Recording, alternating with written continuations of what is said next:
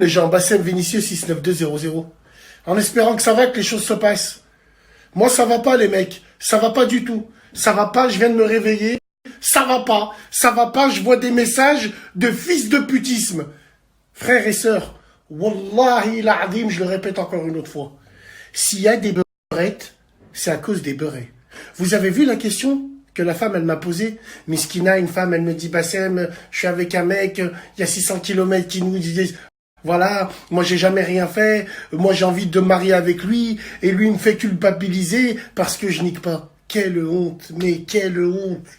C'est là où on voit le changement titanesque qu'il y a entre deux générations.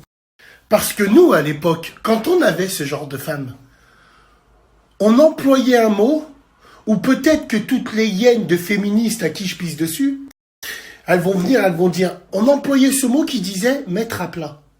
Elle, c'est ma halal, je la mets à plat.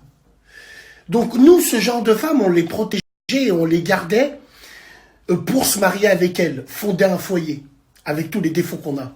Et ouais. Mais vous, le problème, non. La femme miskina, elle a des projets avec toi, et toi, en fait, tu lui dis, voilà, j'ai envie de, je comprends pas.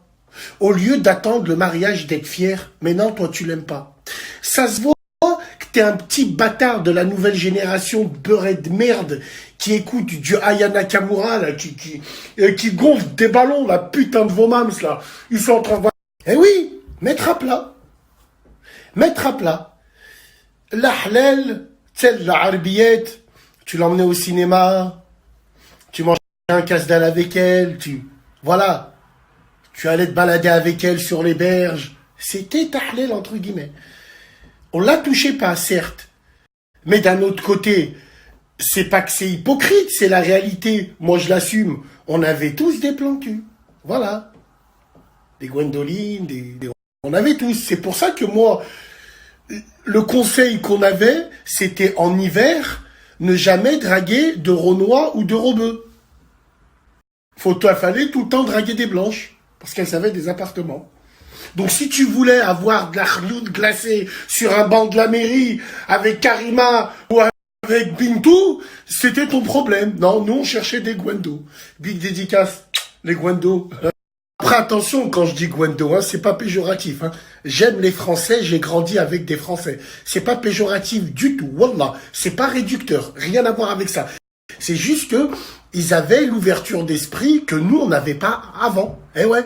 Par exemple, un autre exemple, quand je disais à ma mère, je peux descendre avec Foued, elle me disait non. Par contre, je lui disais, il y a John qui est venu me récupérer, je peux descendre, elle me disait oui. Ouais, vous étiez un alibi aussi. Donc attention, c'est pas péjoratif. Donc voilà, je m'adresse à toutes ces femmes-là qui se préservent. Donnez pas vos culs à ces mecs-là. Donnez pas. Wallah, ils méritent pas.